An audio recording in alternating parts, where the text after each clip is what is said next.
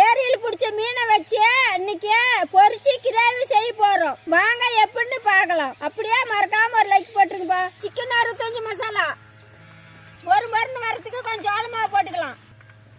அம்மியில் அரைச்சா இஞ்சி போட்டு